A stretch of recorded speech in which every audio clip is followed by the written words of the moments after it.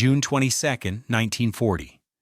Inside a railway carriage hidden in the forest of Compiègne, the very same carriage where Germany had signed its surrender in 1918, French representatives now sign an armistice with Nazi Germany. After just 6 weeks of fighting, 90,000 French soldiers are dead. Around 60,000 French civilians have been killed. Nearly 10 million people have fled southward in the largest civilian exodus Europe has ever seen. Now it is finished. France has surrendered. Across the English Channel, Winston Churchill speaks to the British people and declares that Britain will continue the fight alone. In the streets of Paris, now occupied by German troops, in the villages of Normandy, still smoking from bombardment, in the unoccupied southern zone, where refugees sleep wherever space can be found, French civilians hear this announcement, and their reactions are not what one might expect. Their responses reveal something deeply human about defeat, about endurance, and about what it means to watch your nation fall while an ally refuses to do so. Opinion fractures along lines few had predicted. Simone de Beauvoir, 32 years old, sits in a Paris cafe now frequented by German officers. In her diary, she records a feeling she finds shameful. Relief. The killing has stopped. Her friends are no longer dying. But when she learns that Britain has chosen not to surrender, she adds another thought. The English are insane, she writes. They'll be invaded within weeks. If so, what was the purpose of any of this? She is far from alone. Across Paris and throughout occupied France, many share the same exhaustion. They have watched their army disintegrate in 6 weeks. They have seen refugee-filled roads, screaming dive bombers, tanks rolling past monuments meant to last forever. The belief that Britain, its small army rescued from Dunkirk, stripped of nearly all its equipment, could somehow defeat Germany feels like fantasy. In Lyon, a woman whose name has been lost, but whose letter survives, writes to her sister in America. The British ran away at Dunkirk and left us to face the Germans alone. Now they say they'll keep fighting. Let them. We have suffered enough. This resentment toward Britain is real and widespread. The British Expeditionary Force evacuated 338,000 troops from Dunkirk, including 123,000 French soldiers. But they abandoned all heavy equipment. France was left to fight on alone. Now, from the safety of their island, Britain condemns France's surrender as disgraceful. In cafes in Marseille and in the temporary capital of Vichy, where Pétain's new government is taking shape, a bitter joke circulates: the British will fight to the last French soldier. But step into other streets, speak to different people, and an entirely different reaction emerges. In a small village in Brittany, a fisherman named Jean-Marie Servel stands on the shore, staring across the channel toward England. He is 41, too old to be called up, but both his sons were taken prisoner during the fighting. He has no news of them, no certainty that they are even alive.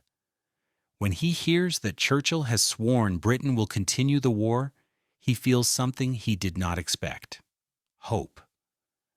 If the English keep fighting, he tells his wife, then this isn't finished. Then maybe our boys will come home.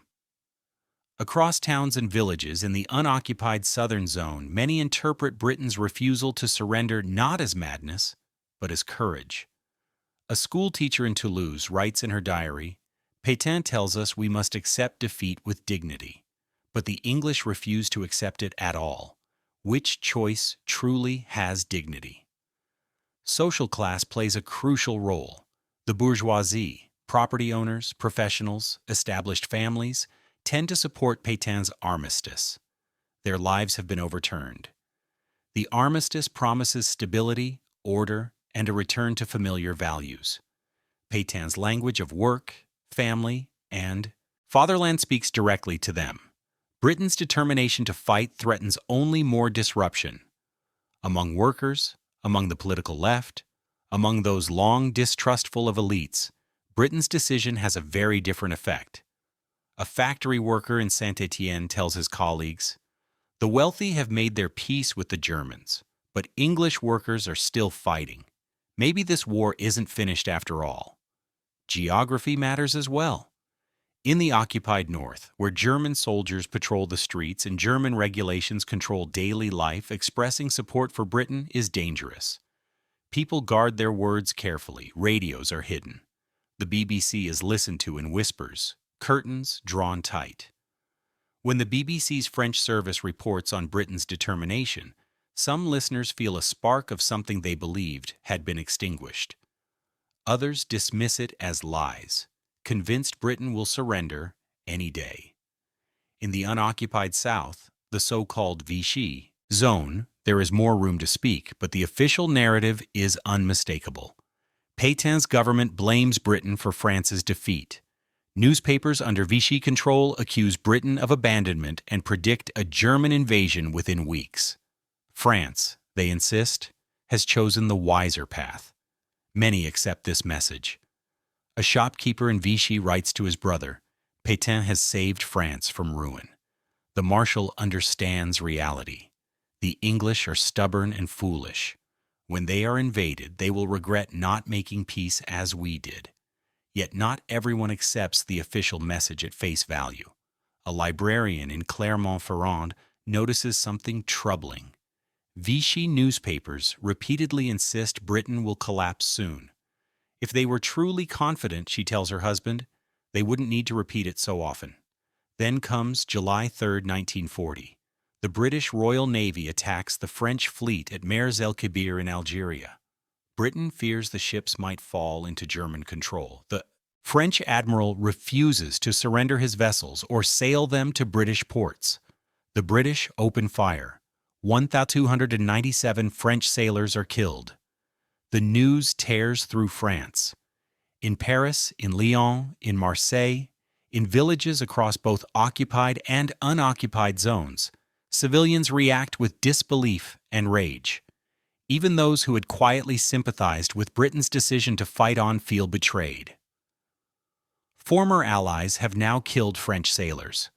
A woman in Bordeaux, whose cousin dies at Mers El Kébir, writes in her diary, "I wanted to believe the English were our friends, that they would one day free us. Now I know they are no better than the Germans. They murdered our boys." Vichy propaganda moves swiftly. Posters appear showing British warships firing on French sailors. Newspapers scream of British treachery. Pétain himself condemns the attack as a hateful act of aggression. For weeks, French opinion swings sharply against Britain. Even those hostile to Vichy, even early resistors struggle to reconcile what Britain has done. A young Parisian, who will later join the resistance, writes years afterward, "Mers El Kébir made me hate the English for months. I understood the strategy, but understanding did not erase the anger." But something remarkable happens. The anger does not last for everyone. As summer fades into autumn and the Battle of Britain fills the skies over England, perceptions begin to shift. German bombers cross the Channel daily. The Luftwaffe is meant to crush Britain within weeks. Vichy newspapers confidently predict surrender. German newsreels show burning British cities. Operation Sea Lion, the invasion of Britain, is said to be imminent. But Britain does not surrender. The RAF fights back. German losses rise. Weeks pass, then months. Britain remains standing, still resisting, still defiant. French civilians notice. In occupied Paris, a baker named Henri Dubois listens to the BBC on a hidden radio. He hears reports of RAF victories and German planes shot down. He does not know what to believe. He knows propaganda exists on all sides, but he notices something else. The Germans seem uneasy. The invasion expected in August, then September, never happens. Maybe, he whispers to his wife late at night, maybe the English aren't finished after all. In the unoccupied South, a farmer watches German newsreels in the local cinema. They show British cities burning, but they also reveal something else. They show British civilians refusing to give up. They show Churchill speaking with unshaken resolve. The farmer, who once believed Britain's decision to fight on was suicidal foolishness, begins to question that certainty. By the winter of 1940-41, French opinion is shifting once more. Not everywhere, not for everyone. But in certain minds, in certain homes, Britain's survival alters how the future is imagined. A young woman in Lyon, Lucy Aubrac, who will later become a major figure in the resistance, writes about this period years later, when Britain did not fall, when they survived the bombing and continued to fight month after month. Something changed within us. Resistance no longer seemed impossible. If Britain could stand alone against Germany, perhaps France, did not have to accept defeat forever. Class divisions remain, but they evolve. Members of the bourgeoisie who once supported Vichy begin to hedge their words. Perhaps Britain will endure. Perhaps Germany will not win after all. Better to be cautious, to avoid committing too firmly to either side. A businessman in Toulouse who once praised Pétain's realism now tells acquaintances that he always believed Britain would survive. Among workers and left-wing groups, Britain's survival fuels something stronger. Communist laborers in Paris, despite the Nazi-Soviet pact still being in force, see Britain's resistance as proof that fascism can be challenged. Socialist workers in Marseille begin organizing quietly. Britain's example does not liberate France, but it encourages courage. Regional differences, however, grow sharper. In the occupied North, German authority is absolute. Supporting Britain, even in private, carries severe risk. The Gestapo and collaborationist police arrest those suspected of listening to the BBC, spreading pro-Allied rumors, or expressing hope for a British victory. In Lille, a woman is arrested simply for saying she hopes Britain will win. She spends 6 months in prison. In the unoccupied South, there is more space, though never complete safety, to think, to talk cautiously, to hope. Vichy still officially condemns Britain, but it cannot monitor every conversation. Inside homes, behind closed doors, people quietly debate what Britain's survival might mean. A teacher in Montpellier asks his students to write essays about the war. One student, just 14 years old, writes, "Marshal Pétain says we must accept defeat, but the English show that defeat can be refused. I don't know who is right, but I know which choice makes me feel less ashamed." The teacher hides the essay. He does not report it. For the first time, he suspects the boy may be right. By 1941 and 1942, as Britain not only survives, but begins to strike back. First, as the war spreads to the Soviet Union, and then to the United States. French civilian opinion continues its slow, uneven evolution. Those who once dismissed Britain's decision to fight on as reckless stubbornness now begin to see it as strategic foresight.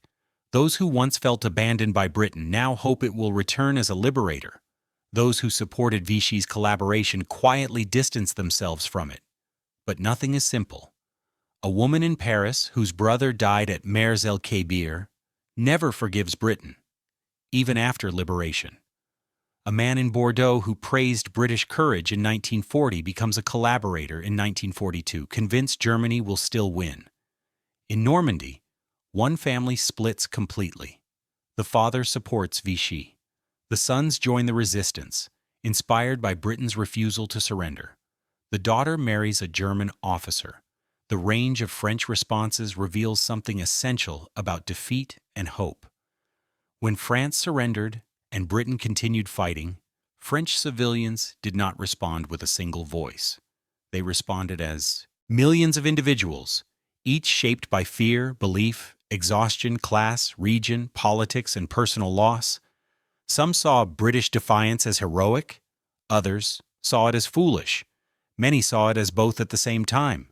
Some changed their views as events unfolded. Some never did. A former prisoner of war, released after capture in 1940, writes to his sister in 1943, "When we surrendered and the English kept fighting, I thought they were idiots. I believed they would be invaded within weeks and that none of it mattered. But they were not invaded. They kept fighting. And now, I am in the resistance. The English were right. Some things are worth fighting for even after defeat. His sister replies, "You say the English were right, but how many more French people died because the war continued? How many more cities were destroyed? Perhaps if everyone had made peace in 1940, we would all be alive and whole. Maybe Britain only prolonged the suffering. Both letters survive. Both viewpoints are genuine. Neither tells the full story alone." This is what French civilians said when Britain fought on while France surrendered. It is not one reaction, but millions, shifting over time. In occupied Paris, a woman hides a downed British pilot, risking her life to help him escape. Asked later why, she answers, "Because when we gave up, they did not. Someone had to show that resistance was still possible." A few streets away, another woman reports her neighbor for listening to the BBC. She believes in Pétain's vision of peace through collaboration. She thinks Britain is unnecessarily prolonging the war. She is not cruel. She is frightened and trying to survive. In the southern zone, a village mayor refuses to enforce Vichy's anti-Jewish laws. When questioned, he explains, "The English are still fighting. That means this war is not over. That means we do not have to obey these orders." He saves 17 Jewish families. In the neighboring village, another mayor eagerly enforces the same laws. He believes Vichy represents France's future and sees no connection between British defiance and his own choices. By 1944, as Allied armies prepare to land and the resistance grows stronger, most French civilians hope for liberation. Most now judge Britain's decision to fight on as correct, but this is hindsight shaped by victory. In June 1940, standing amid collapse and uncertainty, French civilians had no way of knowing how the story would end. They only knew their country had surrendered and their ally had not. They had to decide what that meant without knowing the future. Some felt abandoned, some felt inspired. Many felt both. An elderly woman in Provence, interviewed in 1945, recalls, "I thought the English were mad. I thought they would be destroyed, and that we would all be destroyed. But somewhere deep inside, I also thought that perhaps madness was what the moment demanded. Maybe surrender was reason, and hope required defiance." She pauses, then adds, "I didn't know that in 1940. In 1940, I just thought they were crazy." That uncertainty, the experience of living through history without knowing its ending, was the reality for French civilians in the summer of 1940. They were not symbols or stereotypes. They were people trying to survive catastrophe, trying to understand defeat, trying to decide whether defiance was courage or insanity. Some chose hope. Some chose acceptance. Some chose collaboration. Some chose resistance. All were human. All were French. All were responding to an impossible moment with the limited knowledge they had. And that complexity, messy, contradictory, deeply human, is what makes their voices worth remembering.